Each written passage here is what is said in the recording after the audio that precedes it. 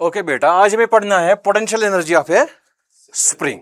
ठीक है, potential energy of a spring. मैंने पिछले लेक्चर्स में बोला है कि व्हेन वी कंप्रेस और स्ट्रेच ए स्प्रिंग, ठीक है, हम वर्क करते हैं and that is stored in the spring in the form of potential energy. आज हम वही कैलकुलेट करेंगे, वो किसके बराबर होती है।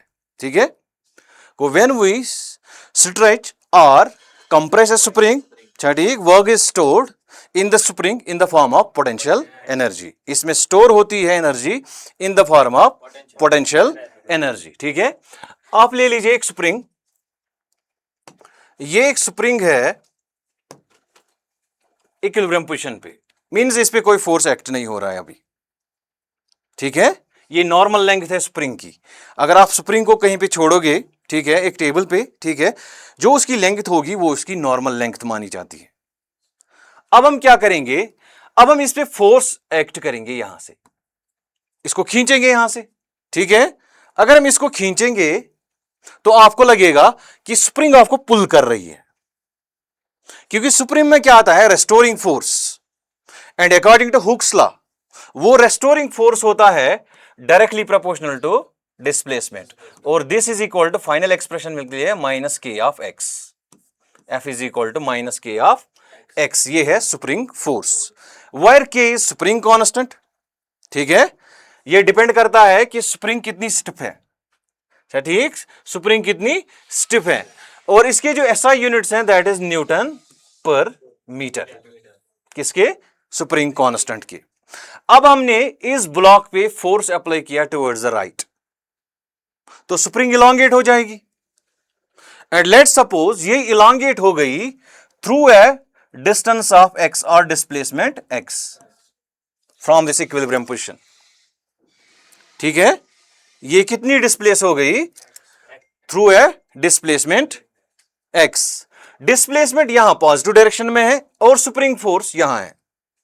अब हम कैलकुलेट करेंगे work done by this spring force, work done by this spring force. क्योंकि आप देख लीजिए जो F है this is equal to minus of K into X, means ये x पे डिपेंड करता है, ये F जो रेस्टोरिंग फोर्स है ये किस पे डिपेंड करता है, x पे। जितना x ज्यादा होगा ये भी ज्यादा होगा, जितना आप इसको इलांगेट ज्यादा करोगे उतना ये फोर्स ज्यादा होगा। गो ज्यूरिंग दिस डिस्प्लेसमेंट इसका वैल्यू कांस्टेंट नहीं होगा, ये एक वेरिएबल फोर्स है यहां पे। तो हमें यहां पे वर्क डन निकालनी है थ्रू इंटीग्रेशन, हम डायरेक्टली अप्लाई नहीं कर सकते एफ डॉट एस। तो हम क्या करेंगे, हम एक स्मॉल डिस्प्लेसमेंट इसमें से काटेंगे dx, हम देखेंगे work done by the spring force during this extension dx। ठीक है, तो हम निकालेंगे वर्क डन, हम निकालेंगे work done by spring force, work done by spring force during the extension dx, during the extension dx is, हमें पता है dw will be equal to किसके बराबर होगी, f dot dx, where f is spring force। ठीक है, इनके बीच में एंगल क्या है, 180, क्योंकि जो स्प्रिंग फोर्स है that is towards the left and displacement की डायरेक्शन है टुवर्ड्स द राइट, क्योंकि बॉडी डिस्प्लेस हो रही है यहां से यहां को। cos 180 इज -1, तो ये आएगा f dx, where f is magnitude of spring force, और उसका मैग्नीट्यूड कितना होगा, minus of k into X dx। This is the small work done during this extension dx। अब हम निकालेंगे total work done in displacing this block from x is equal to 0 to x। ठीक है, अब हम लिखेंगे total work done, total work done by spring force in displacing the body from x is equal to 0 to x is equal to x। कैसे निकालेंगे इसको? Integrate करेंगे simply, ठीक है। वो ये आएगा integration of D W is equal to minus of integration of के एक्स डीएक्स। और एक्स पे इंटीग्रेशन कहां से है? 0 टू एक्स। तो ये निकलेगा हमें total work done by spring force is equal to minus of k integration of x is x square by 2 under the limit 0 to x. वो वर्क डन किसके बराबर निकलेगी? Minus half of k of x square, upper limit minus lower limit. This is the work done by the spring force, ठीक है। ये कितना है? ये half of minus half of के एक्स स्क्वायर, ठीक है। And we know change in potential energy of the spring किसके बराबर होगी? Negative of work done by the conservative force. Here spring force is conservative force. वो change in potential energy किसके बराबर होगी? हाफ ऑफ के एक्स स्क्वायर, बिकॉज इसका minus और इसका माइनस प्लस हो जाएंगे, ठीक है। ये बात समझ में आ गई? इसको रिपीट करूं क्या? देखो बेटा, delta U, we know delta U is change in potential energy is negative of work done by the conservative force. ये हमने कल भी और परसों भी लेक्चर में मैंने बताया ये कि change in potential energy is negative of work done by the conservative force. What is work done by this conservative force? Minus half of के एक्स स्क्वायर। जब अब यहां पे माइनस और माइनस वो प्लस हो जाएगा। को चेंज इन पोटेंशियल एनर्जी क्या है? हाफ ऑफ के एक्स स्क्वायर, ठीक है। और ये चेंज कहां से कहां है? u at x minus u at 0 is equal to half of के x square. What is this? Potential energy at equilibrium position, और वी टेक दिस एज 0, ठीक है। वो u ऑफ 0 हम लेते हैं 0, तो u of x potential energy of spring at x क्या होगी? हाफ ऑफ के x square. This is the potential energy of a spring. Is it clear? ये क्लियर है बेटा? Go potential energy of a spring कितनी होती है?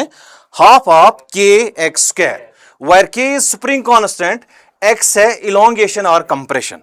अगर हम अब कंप्रेस करके देखेंगे हमें यही निकलेगा, ठीक है। ये हमने इलोंगेट करके देखा, क्योंकि जब हम आप इसको कंप्रेस करोगे तो स्प्रिंग फोर्स यहां है और डिस्प्लेसमेंट यहां है।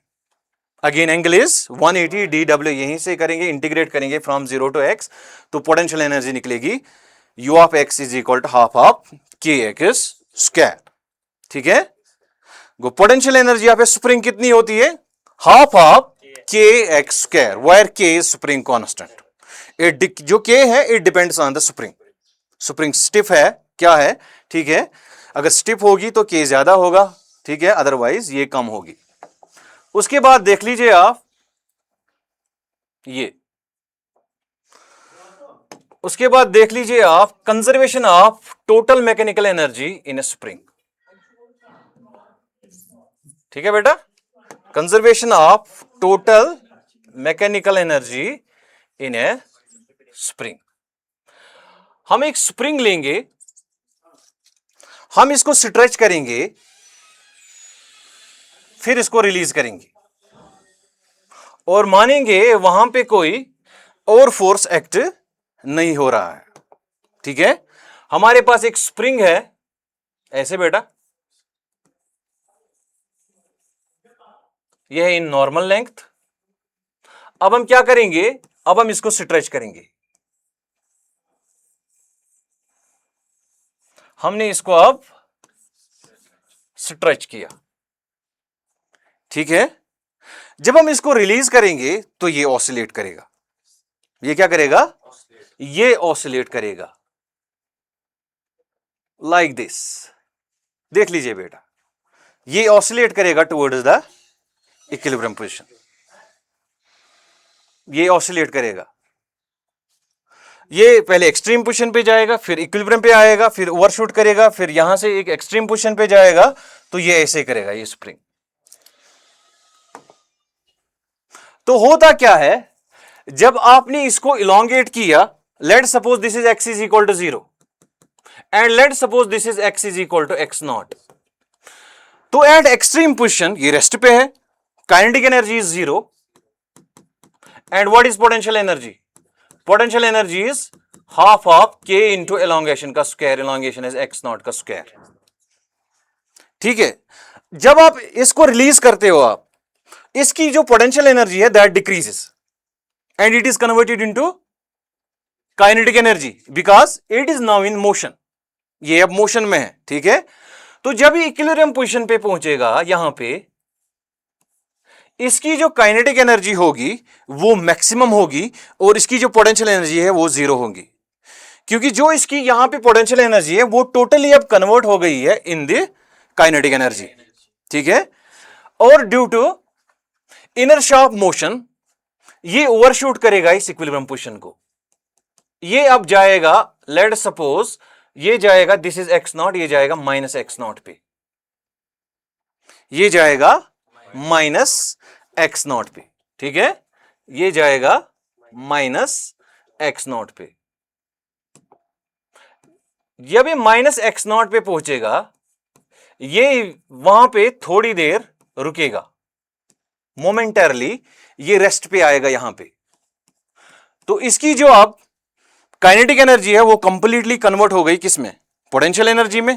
तो यहां पे पोटेंशियल एनर्जी कितनी होगी, हाफ ऑफ के x not square, because here compression is x not, ठीक है। इसकी काइनेटिक एनर्जी क्या होगी, zero. What will be the kinetic energy at equilibrium position, kinetic energy किसके बराबर होगी, हाफ ऑफ के एक्स नॉट स्क्वायर, और यहां पे क्या होगी पोटेंशियल एनर्जी, जीरो, ठीक है। आप देख लीजिए, जब मैं स्प्रिंग को रिलीज कर रहा हूं, ये इक्विलिब्रियम पोजीशन पे नहीं रुकती है, ये ओवरशूट करती है, ये माइनस एक्स नॉट तक जाती है, फिर इसको रेस्टोरिंग फोर्स वापस लाता है, और due to the inertia of direction, sorry due to inertia of motion ये ओवरशूट करता है और वापस जाता है यहां पे, ये ऐसे ही ऑसिलेट करेगा। And during this process potential energy is converted into kinetic energy and kinetic energy is converted into potential energy। अगर आप अब आपको यहां पे इसकी वेलोसिटी निकालनी होगी, क्योंकि यहां पे इसकी मैक्सिमम वेलोसिटी होगी, तो कैसे निकालोगे, सिंपली ये जो काइनेटिक एनर्जी है this will be equal to potential energy, ठीक है। और काइनेटिक एनर्जी किसके बराबर है, half of m v square, and this should be equal to half of के एक्स नॉट स्क्वायर। हाफ और half cancel and v square will be equal to k by m into x not का square, and v is equal to under root of k by m into x not. ये इसकी maximum speed होगी, और ये maximum speed कहां पे होगी, equilibrium position पे। अगर आप ग्राफ देखोगे इसका, टोटल एनर्जी और kinetic energy and potential energy का ये है, देख लीजिए बेटा, देख लीजिए बेटा, जो इसकी टोटल एनर्जी है वो कंजर्व रहती है, जो इसकी टोटल एनर्जी है वो कंजर्व रहती है, ठीक है। ये है इक्विलिब्रियम पोजीशन, और ये है प्लस एक्स नॉट, ये है माइनस एक्स नॉट, ठीक है, ये है माइनस एक्स नॉट। आप देख लीजिए, जब इक्विलिब्रियम पोजीशन है तो यहां पे जो काइनेटिक एनर्जी है दैट इज मैक्सिमम, और जब ये इक्विलिब्रियम से जाता है टुवर्ड्स द एक्सट्रीम पोजीशन, इसकी जो काइनेटिक एनर्जी है दैट डिक्रीजेस और एक्स नॉट पे रेस्ट पे आता है, तो इसकी काइनेटिक एनर्जी जीरो बनती है। और यहां पे क्या होता है, यहां पे पोटेंशियल एनर्जी मैक्सिमम होती है, और जो ये इक्विलिब्रियम की ओर आता है तो इसकी potential energy decrease at equilibrium zero.